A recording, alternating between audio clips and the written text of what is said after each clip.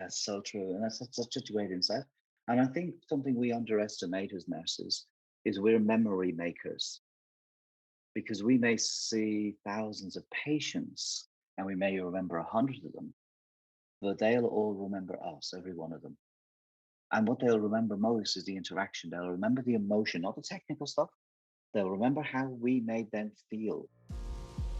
Hello, and welcome to the Art of Emergency Nursing podcast. This is where we share stories for inspiration, entertainment, and encouragement because we all know emergency nurses have the best stories. Now, here's your host, Kevin McFarland. Hey, everybody, Kevin McFarland here from the Art of Emergency Nursing, and thank you for listening to the podcast. Sometimes I hear from listeners that it sounds like I'm starting the podcast in the middle of the conversation. And yeah, sometimes that happens when I'm talking to fascinating guests. We just get on a roll with the conversation, and I'm like, oh yeah, I got to hit record. Well, you're going to get a little bit of that today. I have to thank Nancy Mannion for introducing me to this amazing nurse. She recommended that I interview this nurse, and I am so glad she did. I can't tell you how blessed I am to have such an amazing network of nurses that I know and how important that's been to the success of this podcast. Thank you to all of my friends out there, and a big thank you to the listeners. You guys listening to this podcast every week is what makes this podcast so much fun, and I can't thank you enough for the success we've had. Speaking of network, make sure you're sharing this podcast with your network of nurses that you know. Let's get them as hooked on this podcast as you are. They need to hear these amazing messages from my guests, just like you're hearing it right now. Be sure to share this podcast, share it on social media, share it with your friends, share it with your family, share it with people you like, share it with people you don't like, share it with everybody. Now, this podcast this week is really going to make you think, and it's going to make you appreciate being a nurse. If you're a nurse leader, I want you to pay extra close attention to this podcast. My guest today has had a career that spans almost 40 years as a nurse and nurse leader. His background is in both mental health and emergency nursing. Those kind of go hand in hand, right? He's an author, a consultant, and a healthcare thought. Now, if you're anything like me, you sometimes look at people's credentials and wonder what exactly do all those initials mean. I mean, I got a whole mess of them behind my name, and people ask me about them all the time. Well, my guest today had some that I didn't recognize, so I had to ask him what they were. You'll notice that my guest today has the credentials OBE at the end of his name, and I had never seen that one, so I had to ask him what exactly did it mean. Well, it turns out OBE stands for Officer of the Order of the British Empire. It is an honor conveyed by the Queen of England herself, and it is given to people who have a significant contribution in their field. Now, you may not have heard of it, but it turns out he's in pretty good company. When I looked it up, I found some other people who have OBE at the end of their name, and a couple of the names I came up with you probably have heard of. J.K. Rowling, David Beckham, Keira Knightley. Yeah, this honor is a really big deal. And my guest received that honor for his contribution into the nursing profession. I had such a great time with this conversation, and you better believe you're going to hear this guest again on another podcast at some point. Until then, enjoy this episode today with my friend, Brian Dolan. Yeah. Well, something I was talking about yesterday, and I think it ties in directly and indirectly to this podcast, is you look at a 70-year-old today, that 70-year-old was 20 in 1971. Crazy. So they were listening to the Beatles, the Stones, Black Sabbath, Yeah. you know, um, Deep Purple was around Yeah. that time, Yeah. Fleetwood Mac. These women and men, they've actually got rock and roll heartbeats. Yeah. It's true. And we look upon them as frail and old and listening to wartime music. That was 20 years ahead behind them. They weren't listening to Glenn Miller. Right. Yeah. It's kind of funny. You don't realize how far time goes. And I was thinking about this the other day because I was talking to the nurse residents. Oh yeah. And we were talking, and I was like, going, "Gosh, man!" They're like, "Well, what year did you graduate nursing school?" And I'm telling them, I was like, I've been a nurse for about 15 years. They're like, "Well, how long have you been in healthcare?" And I got to thinking about it, and I go, I've been in healthcare almost 25 years, Mm. or right around 25 years. And I was like, that's a long time. like, I'm like, that's a Let me long time. scare. And Let me they're like scare going, you. yeah, they're like, some of them are going, that's longer than I've been alive. That's a And I was like, well, that's I know. You gotta think, oh, I'm gonna cry. I mean, like I was the chief nurse of she, yeah, but she and I were going off. She was speaking at stage, and I asked the question at this big event food, and she's only what? She's 40 years in nursing in May next month, and I'm 40 years in September. 40 years, 40 you years. That's a know? long Yeah, time. it's a long. But the other thing is, the demographic of nursing will be that there'll be a lot more long-term lifers, Yeah. you know. Um, so I'm 58 there a couple of weeks ago, and so it gives me at least worst case scenario 7 years, but I'd like to keep going. I'm happy to die about 2 hours after I retire. I love all I do. Be careful what you wish for, because that happens Yeah, all the that's time. right. Happens all Yeah, the time. well, mate, look at men who retire and they're dead within 2 years, but because as one of them said, there's only so much Oprah Winfrey any man can handle. Good point. It's a you good know? point. Yeah, unless you have a hinterland in a life, because I've seen this so often. 50% of men don't have friends. Yeah. They have work colleagues, they got work acquaintances, but without that, they have nothing. And men are more lonely. Men are more likely in the 50s, 60s, 70s. They're more likely to take their own lives. Men often, when By they commit far. suicide, it's a more violent By far. suicide. They have longer term sequelae from divorce, Yeah. whereas it may be more intense in the short term, but they tend to have much more robust social networks Yeah. than men do. I don't doubt that at all. I mean, I think that I know even for me, like I mean, I got a handful of what we would call my ride and die friends, man. Like the people that they're always going to be around. They're always going to be friends. Yeah, but you're right. I mean, likewise, I've got a couple of my friends, and we've got a small WhatsApp group, the three of us, and we just hurl abuse as guys can, guys as guys should. Yeah, But yeah. that And connection is there from our school days. so, what year did you graduate nursing? Started in '81, qualified in '84. Okay, all right. As my son likes to point out, I trained in the last millennium, much less the last century. I was like, thanks, Will. Hey, thanks for that. Did you Appreciate know that. Florence Nightingale? Appreciate Well, that. she was a couple of sets ahead of me. Yeah, yeah, yeah. Yeah, That's it goes like that though. You've had 25 years. yeah. It goes real fast. I mean, you've been I doing it. mean, You've been doing it longer than I have. But boy, it goes by in a happy. snap. And the funny thing is, I still love what I do. Like I'm That's happy. right. Like Yeah, yeah, yeah. 15 years in, I've never. I, there's been times when I've been burned out at jobs, Yeah, yeah, but sure. Likewise, yeah. I've never felt like I was burnt out with nursing. Like I never felt like I was Oh, like what a great done way with of putting it. nursing. Yeah, what a really great way of framing. Yeah, Um, 100%. No, totally. and That's a and really good way. the nice thing about nursing, and I tell guys this all the time. It's a great career for guys. Great career. Oh man, yeah. You know, Alana, who's this head of nursing, covered the whole system.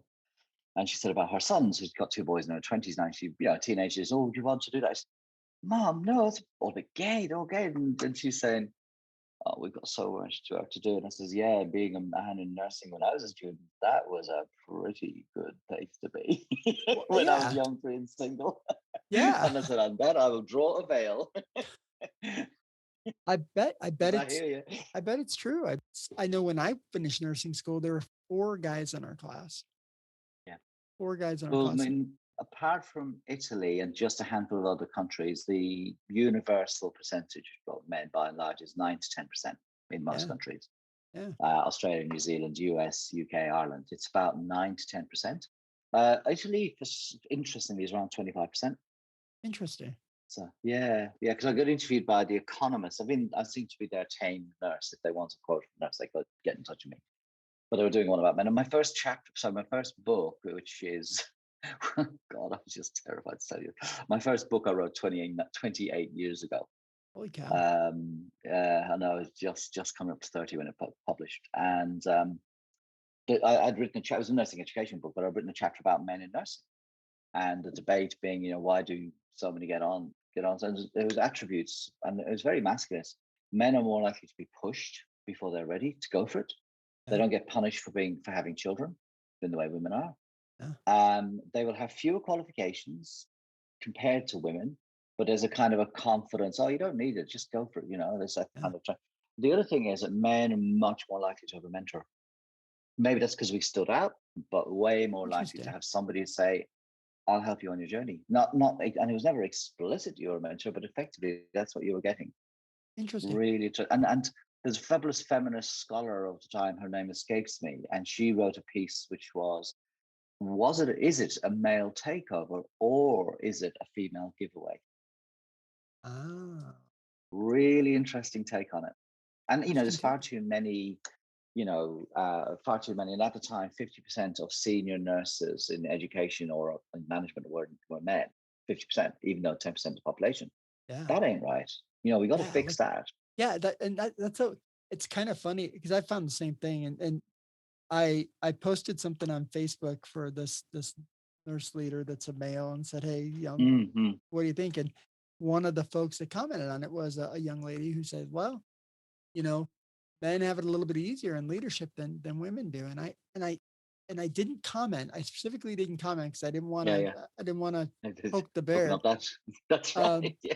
Yeah. But then she messaged me privately and she goes, I really feel that way. She goes, I feel that like men He's have not it, wrong. He's men not get wrong. men get it a little bit easier, get a little bit of a pass on stuff than Absolutely. more so than women Yeah. do. And I go, that may be true. And Yeah. it's one of those that I can't speak to the experience because I haven't had it, No. but No. I'll tell you, like I've never felt. I've always felt that sometimes as a guy in nursing, you kind of surpass the drama that maybe Oh, sometimes gets gotcha. caught up on a unit. Yeah, 100%. And it's Anzac weekend, so Australia, New Zealand's Army Corps, which was the Gallipoli. It's a commemoration of Gallipoli in Uh, 1917, where the Aussies and the Kiwis against the Turks, and they were slaughters. They were lions led by donkeys. In the First World War. wow. So many of them died needlessly. But it brought the two nations, who were then fledgling nations, together. They've got that kind of spirit ever since. And so it's a bit like Memorial Weekend over here. Okay. And in the inside the newspaper today, they usually commemorate it. Big piece about women in the First World War and how a lot of them had to make their own way there. None of them, they didn't get medals. They were hard to find because often they would come back and get married, change their names. There's woman she's a scholar, she did doctoral work looking at the diaries of these women and how really high levels of PTSD among them, Yeah. but it was never articulated because they're all gone now. You can't interview them about their experiences. But it was the invisibility of nursing in the First World War was a common thing. Yeah. They're not even their names are known. Wow. Yeah. There was when I worked at the But, VA, there was a woman there who was a volunteer. So I worked for the Veterans Hospital, and there was a woman there who was a volunteer, and we got to talking one day, and she goes, "Well, if you ever need help with the ER, let me know." And I was like, "Oh, okay." So here's this. I think she was 90 when I met her. And here's a 90-year-old woman say, "Hey, if you need help running your ER, let me know." And I was like, wow. "Okay, I'll let you know." And Yeah. then she said, "Well, I ran an ER for 30 or 40 years." And I was like, "No kidding." So then I Oh was like, my "Okay, God. I got to talk to Tell this me your woman a little bit." story. Yeah. So I started talking to her and I said, well, tell me about that. And she's like, well, yeah, I did. She's like, oh, you're an ENA member? She's like, I was member number 2 in New Mexico. And I was like, No way. Oh fascinating. my God. So Now we there's get one for your podcast if yeah, she's still around. he's not, unfortunately. And Ah, shame. it Wow. was so cool to just get a chance to talk to her that I made it a point when That's I right. was at the VA. I made it a point to make sure I went and seen her and we'd go have a cup Oh, of coffee and nice. just talk. And Nice. Nice. so then I find out, I posted on Facebook something about, hey, I met this amazing woman who used to run an Yeah. ER. And then one of my friends goes, well, you know who that is, don't you? And I was like, no, no. And No. she's like, that's one of your nursing instructor's mom. And I was like, I had no idea. No idea. Never made the connection. And Oh, sure enough, it was my favorite nursing instructor. It was her mother. is that right? And I Isn't was that like, great? how cool is that? I was like, what a That is small world. really, well, God, degrees of Mm. separation, eh? Yeah. I My was like, God, holy cow. you can go nowhere. And No, that's the thing, those oral histories. Um, there's a fantastic by Peter Jackson, a couple of years ago. I think there was something, I think it's called something like Once We Were Warriors. And what they've done is got the oral histories, and there was a lot of oral history taking in the 50s, 60s, 70s, but before it was too late for all the First World War soldiers. And then you've lots and lots of archive footage. And what oh, Sir Peter Jackson, Lord of the Rings, he stitched it all together from the very beginning through to when they were demobbed. wow. And they talk about the battles, they talk about the boredom, they talk about the flies and the rats and stuff like that. It's absolutely, because more of it was in color than I perhaps had realized. Yeah. And it's extraordinary. It was just got a couple of hours of this compelling stuff. But at the very, very end, and these are the voices of the men.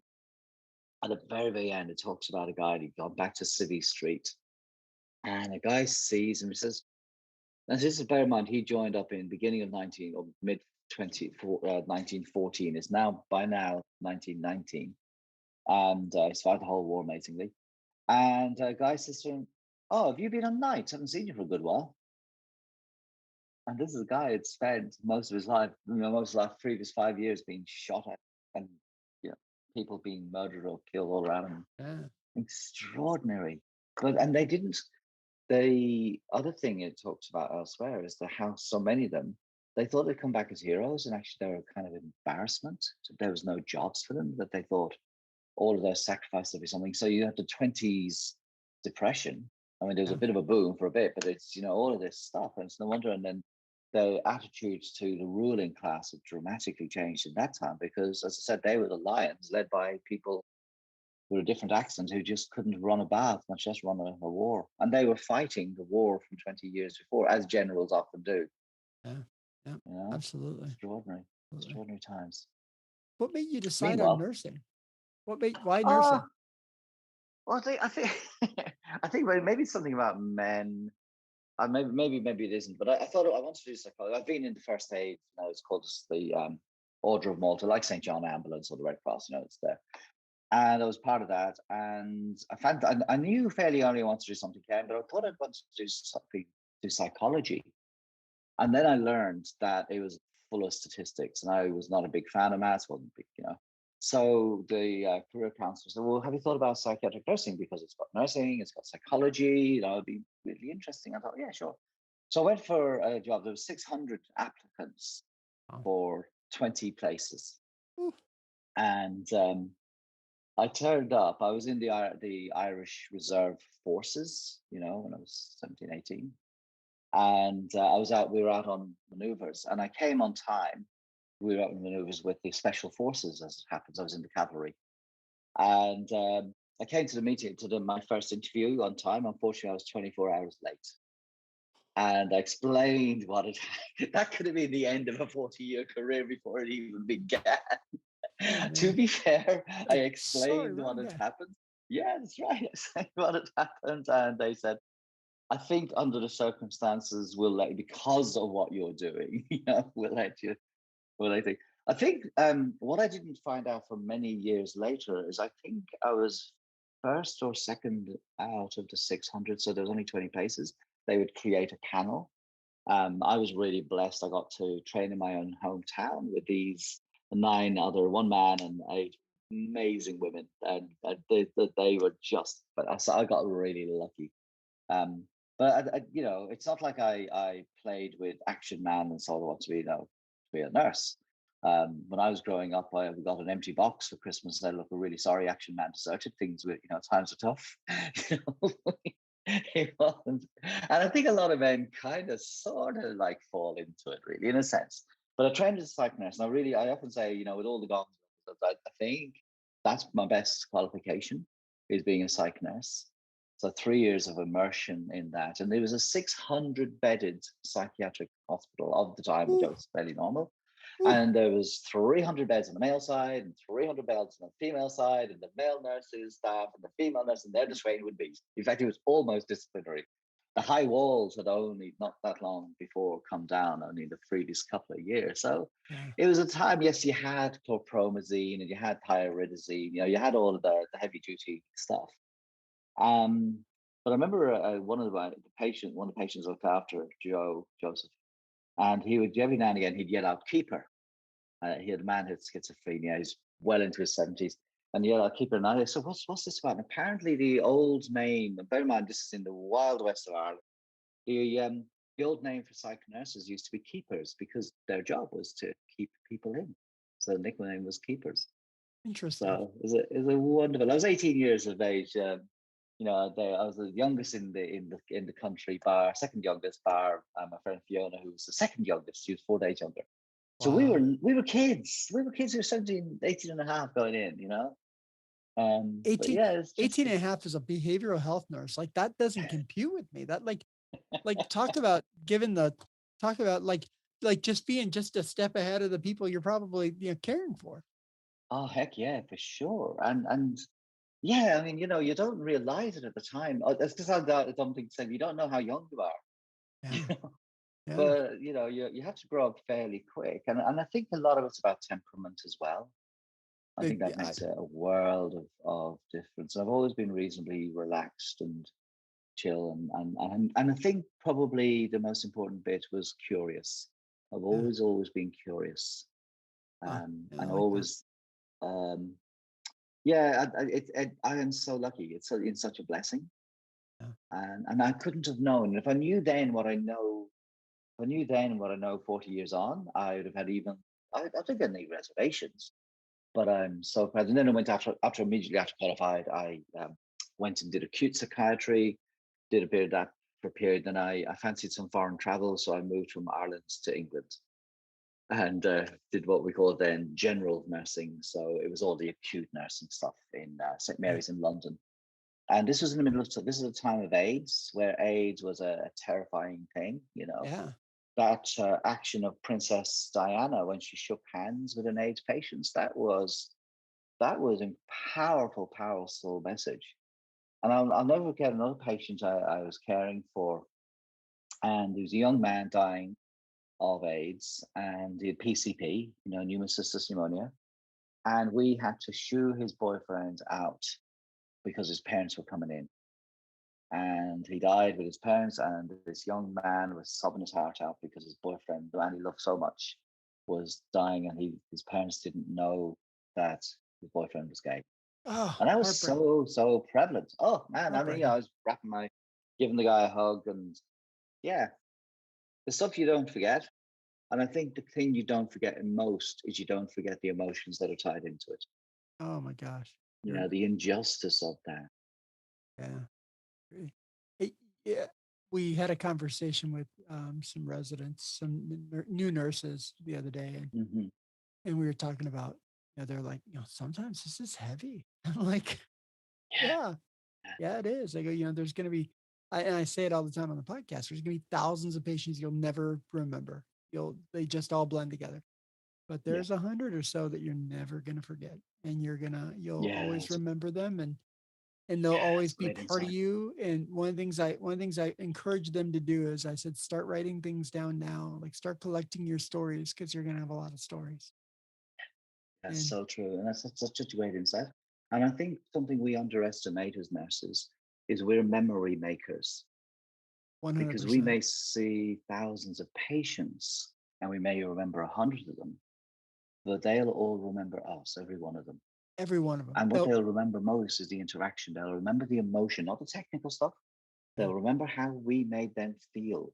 100%, 100%. And I think that's one of the most important things nurses need to know is like, I always say, nursing, and I get this from my friend Lisa Wolf, that nursing is a relational business, and it really is. I mean, Yes. we're all Yeah. about building relationships, and that's what we Yeah. do. So We do. And I think emergency nurses, and this is where it's about being a psych nurse as well, because it's kind of baked into you.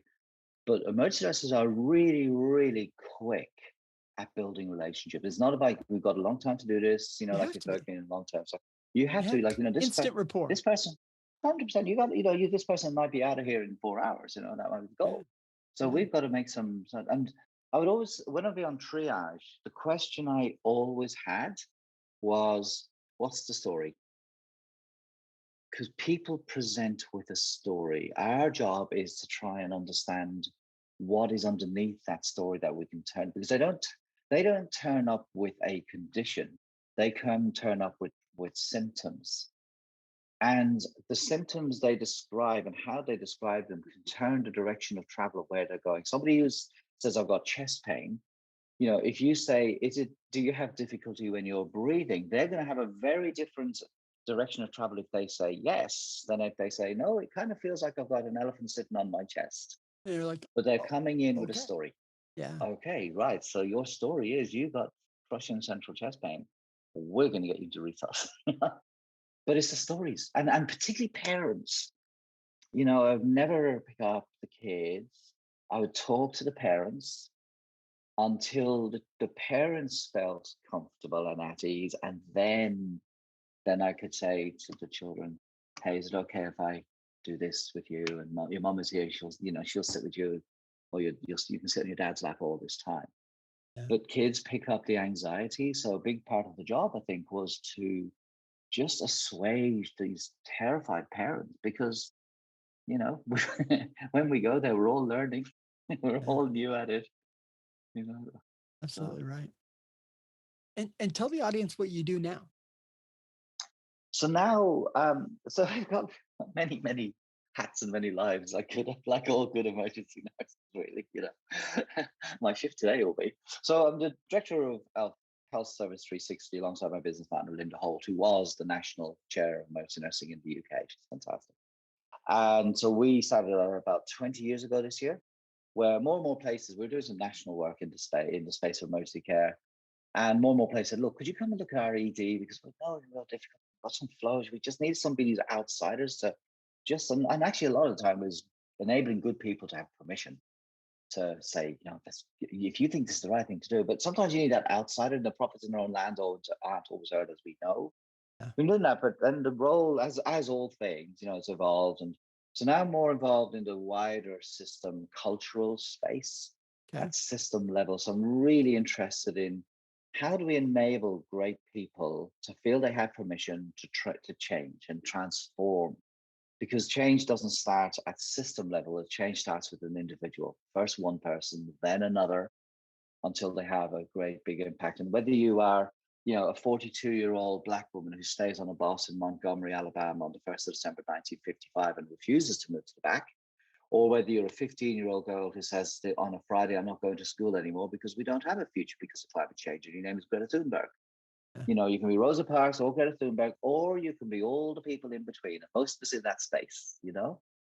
But people feeling that, I think what a lot of people want to be seen and want to be heard. Everybody. Everybody wants to be seen and heard. I kind of I put a tweet out. I love Twitter, at Brian W. Dolan is my handle. And I put a tweet out because I said, when I'm walking through a hospital, for example, I always try and catch the eye of the cleaner to nod or say hello, because these often are people who are invisible. And that's more than just about being a decent human being. What it's about is saying, you matter. I think of cleaners as patient safety associates. I'd love if that's what their job title is. Could you imagine going home to your family to say, to change my job title, I'm no longer a janitor or cleaner. I'm a patient safety associate because my job is keeping people safe. It's great. What a great it resonates, like it makes sense. Uh-huh. It is. Um, And it's the respectfulness. It makes people feel seen. And that really, really matters to me. yeah, It doesn't matter absolutely. how rich you are, how many qualifications you have, how senior you are. In the end, what matters is your decency, your integrity, your we're our species is called humankind, not human cruel.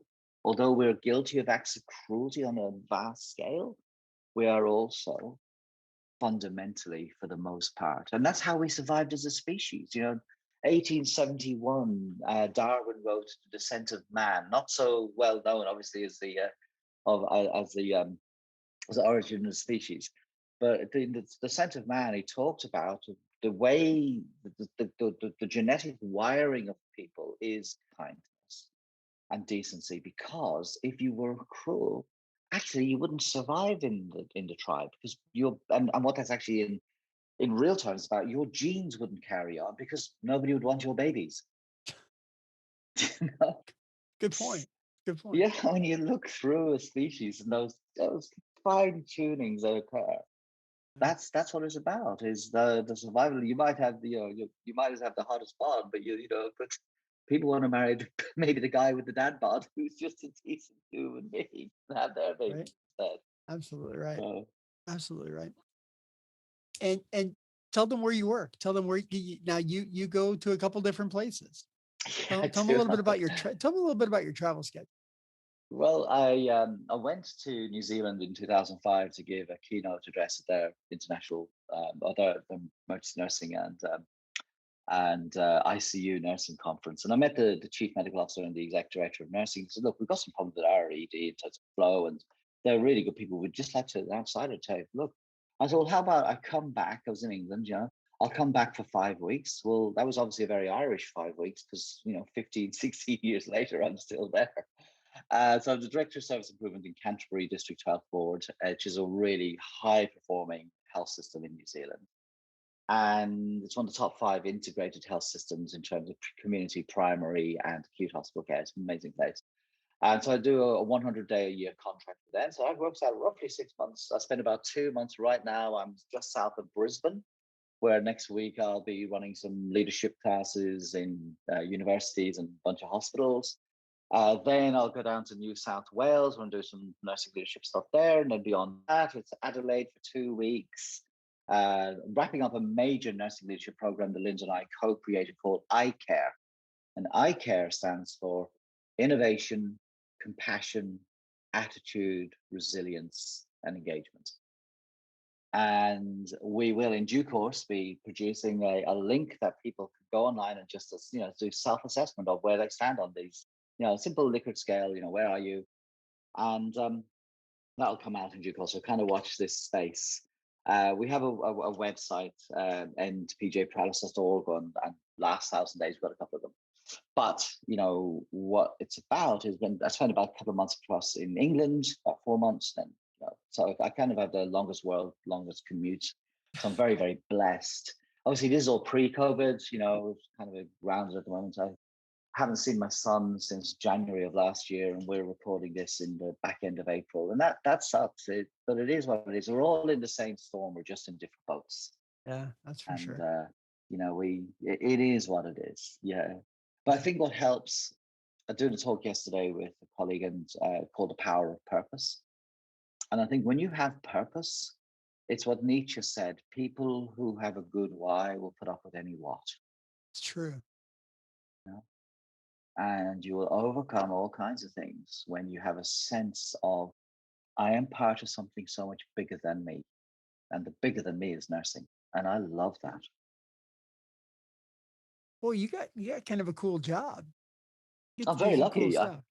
Yeah, I got shoulder tapped a little while ago now to be CEO of an organization. I said, no, no. Hey, I don't think I'd be very good. And that's not false humility. I just don't think I would. But that's why Linda's the CEO of Health Service 360. She's my boss. Thank God for it. But the other thing is, I've got a life I love. And it's never about money. There's some people who are so poor that all they have is money. Yeah, And when you it's true. think about nurses, we're social millionaires, because every day, we commit a million acts of kindness and decency and remind people of their humanity and autonomy and dignity. And also, on those good days, we get reminded of why we came into healthcare. It's not just nurses, our medical colleagues, our therapy colleagues, the cleaner, Healthcare. Yeah, yeah, healthcare. Okay, we yeah. we are social millionaires. I mean, my parents, God rest them both, they were great. And they had 2 great sayings. One is, there's no pockets in a shroud and there's no tow bar on a hearse. None of us are bringing it with us, which It's which will come true. as a shock to some people. It's true. It's true. Absolutely. It's not And like, you can't we're take it going with over the you. river. Nope. No point going over the river Styx with a cold coin in your mouth. It's not going to happen. So while you're here, make the most of it. Absolutely. Absolutely agree. Absolutely agree. When did you realize that nursing was the right call for you? That's just a really good question. I don't know. I think it wasn't like a Damascene moment where I saw a light. Yeah, we're like, I, what? yeah, It wasn't that's like that. right. There was no Yeah, bright no, light, and you're like, yes, there no, we go. No? no. Any angels I'll have heard might have been coming with a hangover saying, "Oh my God, never again." So, I didn't drink till I was 21. I was never, but I could never been that bothered anyway. But I think it kind of grew on me, and I don't mean like moss. Yeah, It kind of grew on me because I started to internalize this thing. Um, and I don't think nursing is something that comes upon you. I think it emerges from within you, that sense of locus of actually, this is something that matters to me. yeah, And you start to see yourself as that person. yeah, I think what's really, really important, and sometimes we can all trip into this, is exceptionalism. And the exceptionalism that we are the only ones who care. We are the yeah, only ones who are there 24/7. We are the only ones this.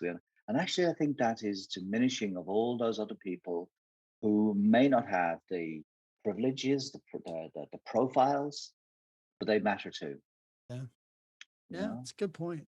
Good point. We tend to we tend to sometimes be like, we're the only ones out here. And it's like, no, no.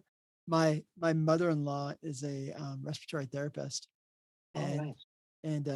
one of the things that she said, she goes, when COVID was going on, she said, all these people were like, oh, the nurses and doctors, the nurses and doctors. She's like, what about us poor little Oh, RTs?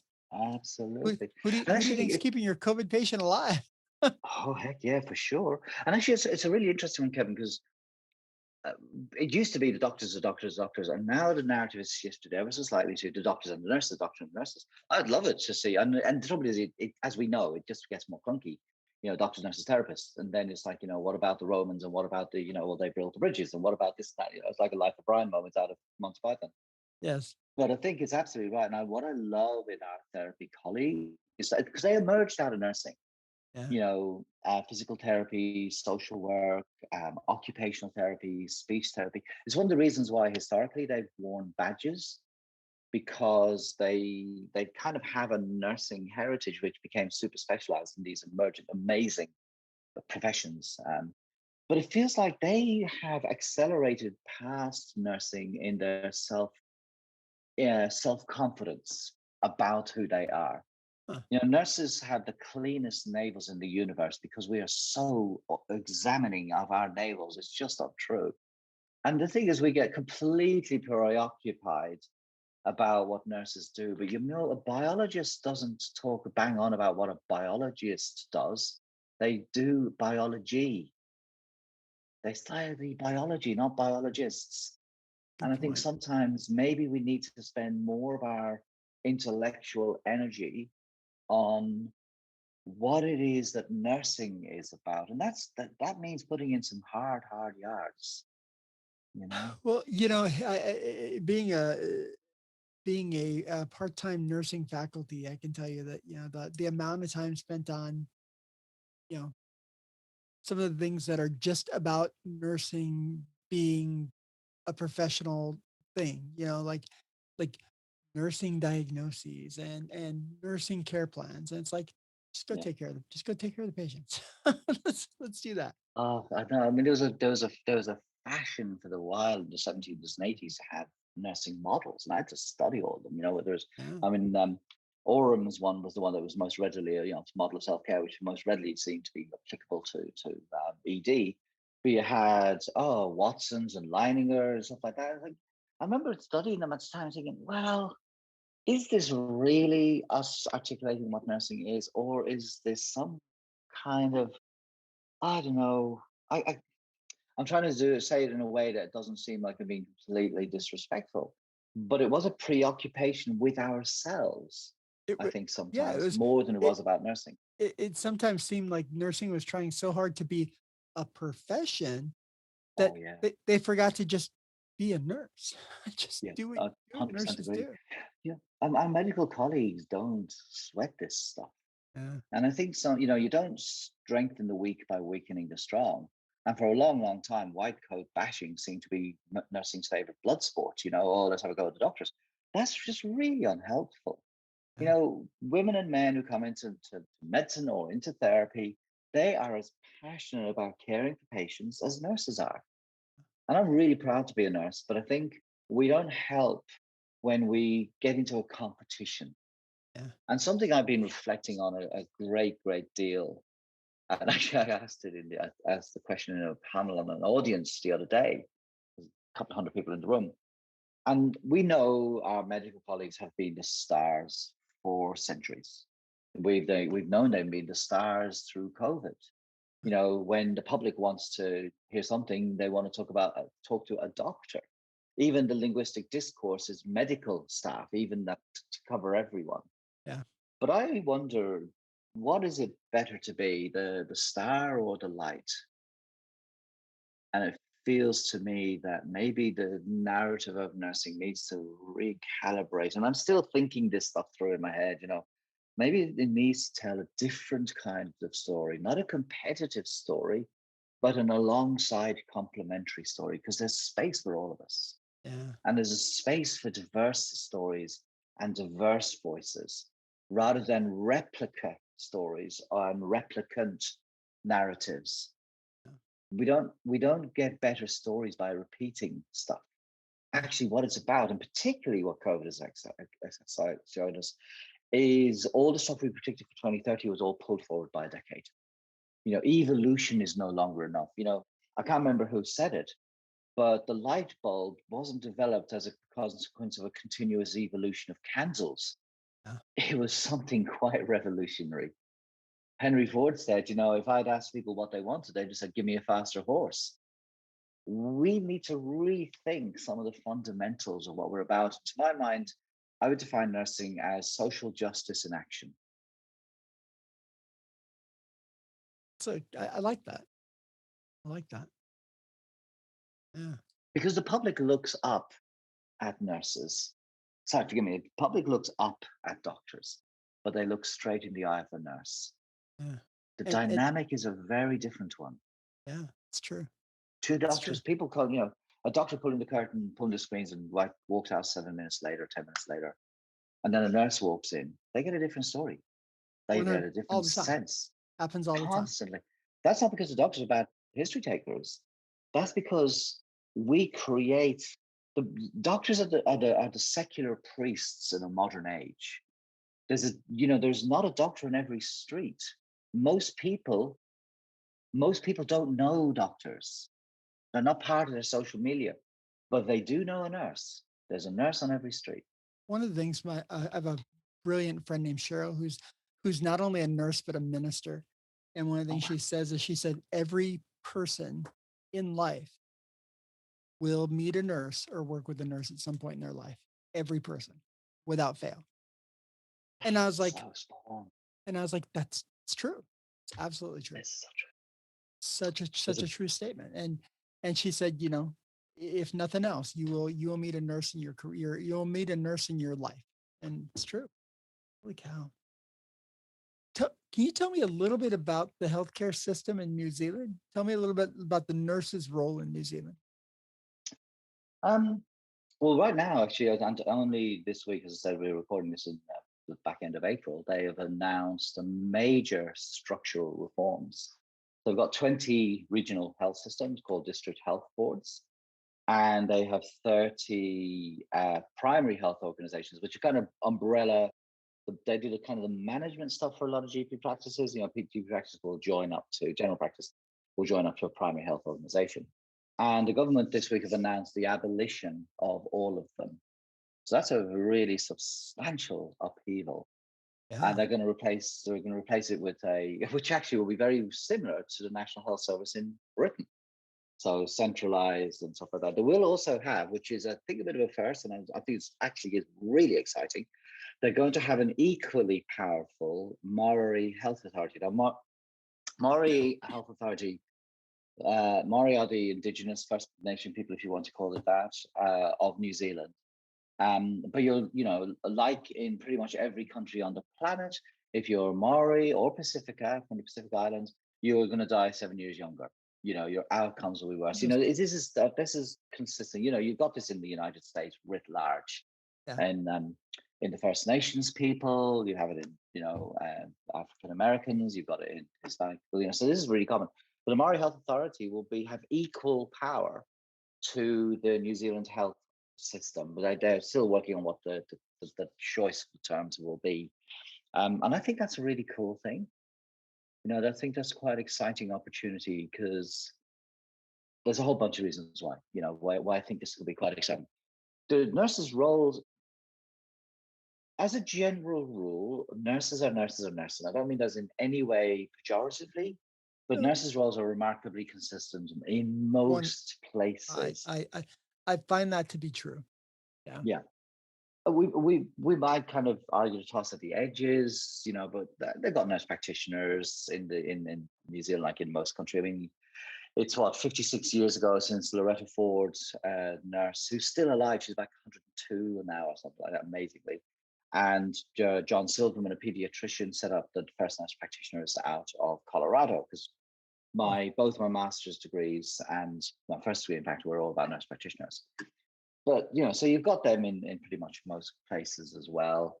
You've got your RN. So the structures are not the language might be slightly different, but by and large, it's broadly similar. I think what differs from country to country is the scope of practice, how much nurses can do. And I think Britain probably, I think it's fair to say British nurses can do more than Australian and New Zealand nurses.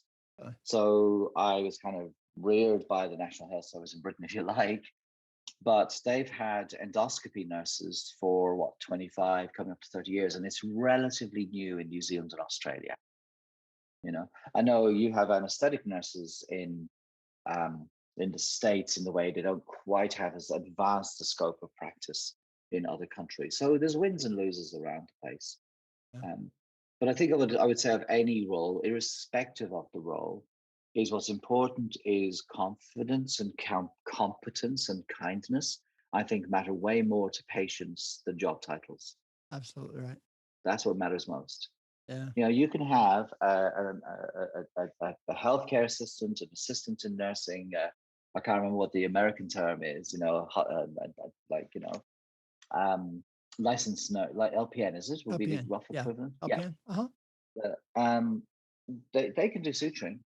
Why wouldn't they? Suturing is glorified embroidery. The art and science lies in assessing the wound.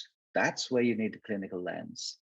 Yeah. But really, the future of healthcare increasingly will be is only you should do what only you can do. Because by far, the biggest global threat we face in healthcare is a staff one.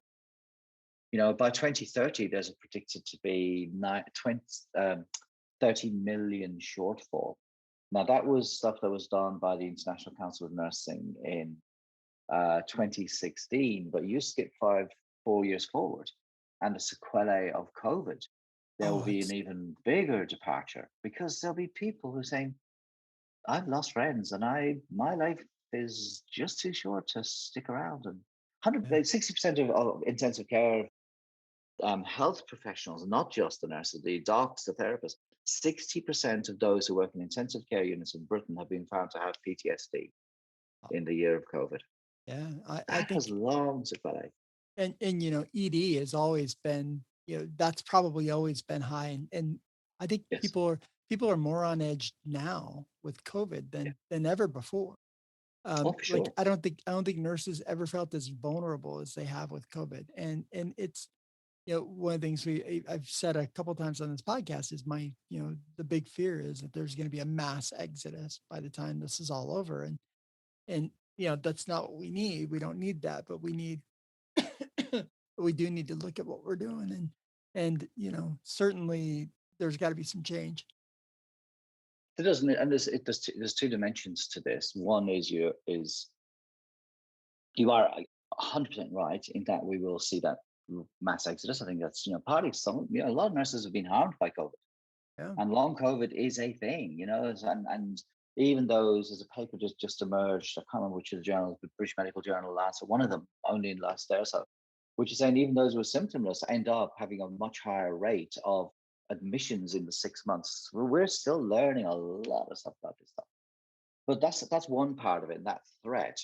On the other hand, all of the public services, and by that I mean particularly healthcare, but also the police forces or police services, I prefer to think of them. We shouldn't have a police force. We should have a police service, if you remember the public. They're there to serve the public. It's a A good. police force, That's it's interesting. yeah, I mean, it's a kind of a militaristic language of which they are, where they have got power over you when they do, but actually it dislocates what their role is to serve. But that linguistic observation aside, that we're seeing a lot of public services. There's been a huge uptick in the number of people saying, you know what? Why should I work for a company whose only purpose is to make money for a bunch of shareholders who I don't know, don't care, don't meet? Yeah. Maybe my life should be about service to other people. And that's really, really good news. So I think, there's always some light to be found if you just look. Yeah. Good point. Really good point. Really good. The only thing that really changes in healthcare, Kevin, is the accent. That I'm finding to be very, very true. That's right. People are people. I mean, obviously, I don't have one, as you've spotted, but no, clearly. And the other thing is, everywhere's. I always thought I didn't have an accent, and I'm sure to you it sounds like I do. And it's funny.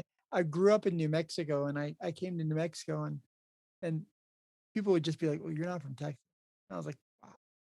Like I go, I don't think New Mexico has a little bit of a sound to it and a little bit of a twang, maybe, but not twang. That's probably not the right word. But it's got a little something to it. But I never thought I had an accent. And then I got to Texas, and they're like, "You aren't from around here, are you?" And I'm like, "No, I'm not from around here." See, for British people, I when I first moved to England, I started seeing somebody from Yorkshire, which is the northern. I thought but I said to her, I thought she spoke really, really posh. She was falling about laughing. It's like, where I'm from, this is not considered a posh accent, and you talk to any English person. So it's all in the ear, isn't it? Really. But I think if everything, if the same thing is that everywhere has got a different accent. The other thing about health is also true, which is that everywhere is uniquely similar. And I think sometimes we amplify differences because we're seeking them and they're not necessarily there. Yeah. Globally, we're all dealing with shortfalls of staff. We're dealing with overcrowding. We're dealing with the frustrations of working in bureaucracies, which on one level are great because when an organization gets a certain size, you need a degree of bureaucracy. But when they become sclerotic and there's this clay layer where the great ideas of staff don't get up, they don't get through, they just kind of sat upon. So the staff say, "Oh, no point even asking." So I won't bother. That's inertia. And that's what kills organizations. Because, when we talk about organizations, it's not the bricks and mortar, it's the people. Because first people change and then organizations change. And it's in that order. Yeah. Good point. It's a really good point that, like, in order to change the organization, you got to change the people. You get them, That's right. And people marching the right way. Exactly. And people don't mind change, but they do mind change without context. 100%. And just the understanding of the why. And I think the successful leaders through the pandemic, and Jacinda Ardern is perhaps the best example of that, explains the reasons, expresses in kindness, but also this is something we will do. We will be the team of 5 million. When people are looking back and she's congratulating people, she talks about what we have achieved together. It was never like, do you know what? I'm the most amazing leader because without me, it would never have happened. That humility. And anytime I hear people say my nurses, my team, my this, and they kind of stare me deep in eye trouble. The more I hear that language of when people who are ostensibly leaders, the less I think of them as a leader. Yeah. Because real leaders talk about we and us, not I and me. Absolutely right. Absolutely right. And a good leader can transform an organization. God, yeah, for sure. And we've All seen this time and always. time again All in the time. places where they've been struggling and somebody comes, and what is it about them? Well, often they're great listeners. They don't have to be the brightest, but they will make a decision because you know what? The only thing worse than making the wrong decision is making no decision because that's invariably wrong because you're going backwards. Whereas if you make a decision, you can pivot, you can change, and and also people who are seeking out the centers to say, give me a different view because if everyone's agreeing with me, maybe we've got something wrong. You know, Yep. um, and I was listening to a woman yesterday, Dr. Bronwyn King, who's an oncologist, and in her she was seeing patients dying needlessly of cancer from cigarettes. Cigarettes will kill one in the cigarette companies, they'll kill one in two of their customers. So she has almost single-handedly got an alliance where I can't remember, it's a couple of $1 trillion of disinvestments from the financial funds, from the big banks. She's got this coalition of all over the world. She got President Macron and of France, then President of France, and Malcolm Turnbull, then the Prime Minister of Australia to sponsor a UN meeting about it. Dr. Ban Ki-moon, who was then the General Secretary of the WHO, World Health Organization, supported. Subsequently, Dr. Tedros took part of it. And what she found was, what was the leadership lesson? She says, well, keep tweaking your message. Um, be really clear what you're trying to achieve. You will get criticism if you put your head up. Let it wash over you. It's not even all that personal, as much as it can feel personal. Be clear what you're trying to achieve, but also I think it's about not losing sight of what matters. Because keep your eye on the prize and bear that in mind when you're doing the tactical stuff. Because leaders, I think, are people who live in the future, not so far in the future that they scare people. They're kind of seen as, oh, yeah, that's just them, they're miles away with the fairies. But close enough to the present to show there is another way. And actually, I think the most important job title of all leaders is being directors of permission giving. That's what real leaders do. Is I keep and constantly asking the question, what would you do if you knew the answer was yes? What would you do? Yeah. What would And change? actually, people, Yeah. yeah, that's right. And it's not big stuff; it's little stuff. But if you create one story and then two stories, in no time at all, you've got 1,000 stories of change. And a good time to start a change is a Tuesday, and make it a change Tuesday, and make that change something so small that you can change it on Tuesday afternoon or Wednesday. And these are reversible decisions. Because I think when decisions are so big, and we've seen this time and time again across our careers, they create this big, big committee and they're working on for 6 months and they launch with a big fanfare. And by the end of the first morning, the dog on the street can tell you it's not working. But they've kind of put their time, their effort, their ego into this and they don't want to back away. And they When keep marching, knowing That's they're going right. the wrong way. Absolutely. To their oblivion. Yep. And that's why people get cynical because 70% of change efforts fail outright. This is John Cotter's work from, I think he was in Harvard originally. 70% of all efforts fail flat out, 25% kind of limp along, and only 5% actually succeed. And that 5% is because people spend most of the effort on inspiring, motivating, cajoling the people, and a lot less effort into Gantt charts and the project planning Yeah. because all change, first of all, is personal. It's about our growth of our feelings and then our skills. And Absolutely. some people are enthusiastic for change, they love change. Others are more, they take more time to process. And just because people have got a lot of questions doesn't mean they're against it. It's just that they're processing. You might have lived with it in your head for a long time and they're going, oh man, now you're scaring me. This Yeah. is new. They're like, give me a minute to process this. That's right. And our default wiring, because we're, you know, if you think about it, I mean, Linda Holt talks about this, you know, and she's brilliant in this space. She'll talk about the job of the brain is not to make you happy. Job of the brain isn't to make things easy. Your job of your brain is just to simply keep you alive. And subconsciously, your brain is saying, now look, you survived yesterday. Do exactly the same thing. You'll probably make it. Which I think is a great way of just thinking about. And then kind of we've got this baked in aversion. So it's like, yes, but will it kill me? I think is at the root of all questions. Yeah. I think Yeah. there's something in that.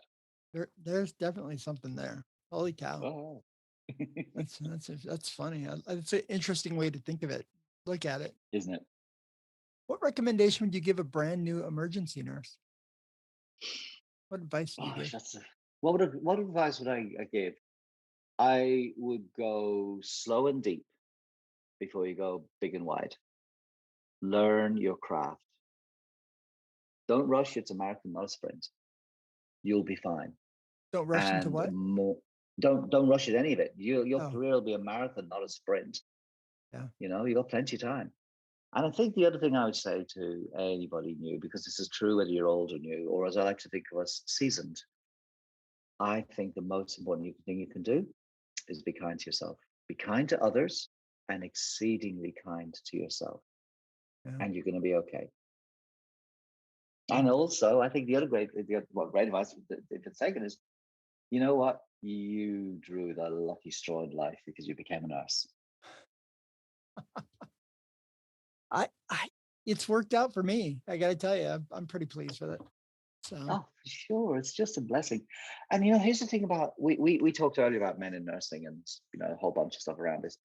And my first book I wrote was in 1993. It was published in 93, and it was a nursing education book. And I wrote about men in nursing. And at the time, it was about 10% of nurses are men. And it's actually true in you know the UK, Ireland, UK, the United States, Australia, New Zealand. It's about 10% largely. And I kind of hoped back then that towards the back end of my career, the numbers would have gone up, you know, and there's a whole bunch of things you just, you know. And I had this Damascene moment, one of those few that you get in your career, when I was involved in the aftermath of the Christchurch shootings in March 2019. And what happened was I was asked, probably because of psych I was asked to be a part on the day after the shootings. There was a school, a big school, community school, where all of the families, some of the survivors, and all of the agencies converged because it was only about 200 yards from the hospital. So it seemed the right place. And there was a place for people to go. And there was that, and it's unusual, by the way, for New Zealand, but they did have armed police at the entrance. You had to show your badge, getting in and out, stuff like that. So temperatures it was challenging, no question about that. And there was a group of folk who came in, and there was psychiatrists, psychiatric nurses, social workers, you know, the whole panoply from health. And our job was to work behind the Muslim community and support services. And that was our, you know, like a funnel. And I said to somebody pretty early on, I said, you know, we actually have a problem. And I said, what is it? I said, I'm the only boy in the room.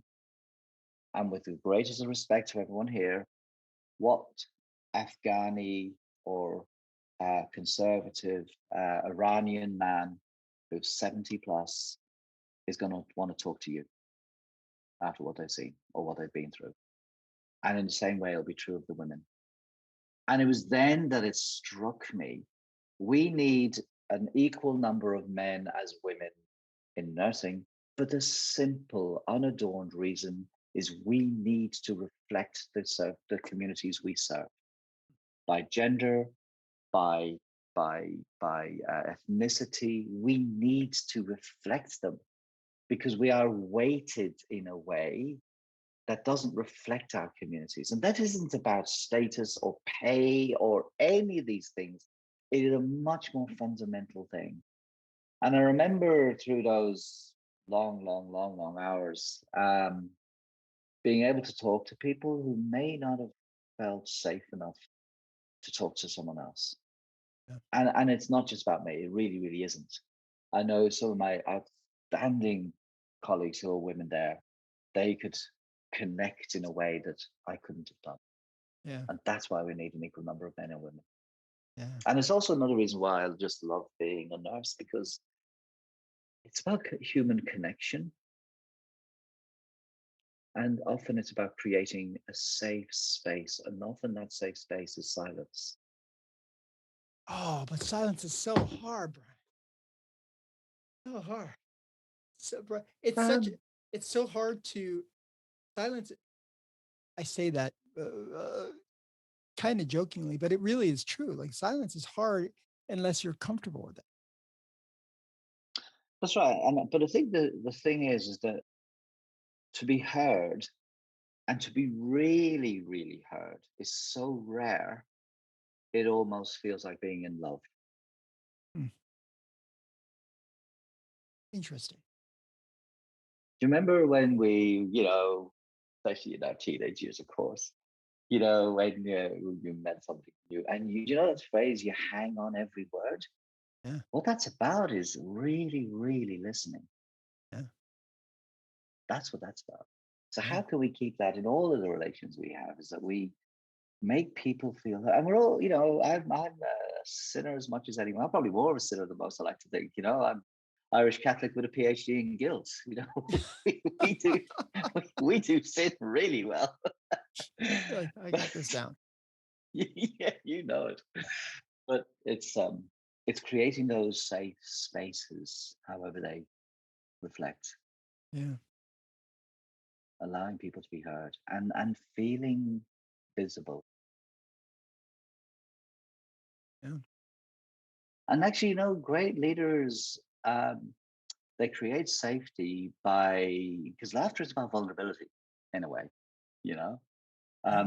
Laughter at people is nowhere as enjoyable as laughter with people and at your own expense. And that doesn't mean some kind of a toxic positivity about, oh my God, I'm a terrible human being. This is actually just not puncturing the balloon a little bit, because actually it humanizes people, Oh yeah.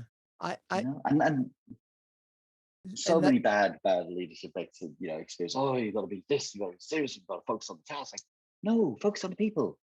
yeah. Get that bit right. Yes, you can be demanding without being demeaning. Yeah. You can remember the task, but not forget the people. Yep. Absolutely right. That's that sweet spot. It's always about the people. Always about the And we're what always learning. one of the things I tell new leaders all the time, and I tell even new nurses all the time, is I said, no one's ever gonna call and complain about your IV skills. No one's ever gonna call. So true. No one's ever gonna call the emergency department and complain about how you did any procedure. Like they don't care. They don't know. They assume you're doing it That's something right. you're They're doing. like, That's right. Yeah. maybe you got it, Did their maybe you job. didn't. Maybe you got it, maybe you didn't. Hey, it Yeah. happens. Mm. But no one And they'll ever is tolerate gonna that. your technical ability. No one's ever gonna question. Mm. But what they will call and complain about, they'll call and complain about how you make them feel, Yeah. and they'll About call and complain gratitude. about That's right. how you made them feel, how you talked to them, how you connected with them or didn't, and Mm. and you're right. You said this earlier, is that even though they may blend together for us, we were the only nurse that was there on that day that That's that true. in where we may have taken care of 50 patients that day. There's only one nurse that took care of them. That's a great way of putting it. And when you think you have said this 10,000 times, yeah, but there's 10,000 different people. It's the first time to that one. Yeah, yeah. I can't thank you enough for spending the time with me. This has been just fantastic. I've really enjoyed this. Been joyous. Absolutely joyous. Thanks for listening to the Art of Emergency Nursing podcast. Make sure to subscribe to the podcast and follow us on Facebook.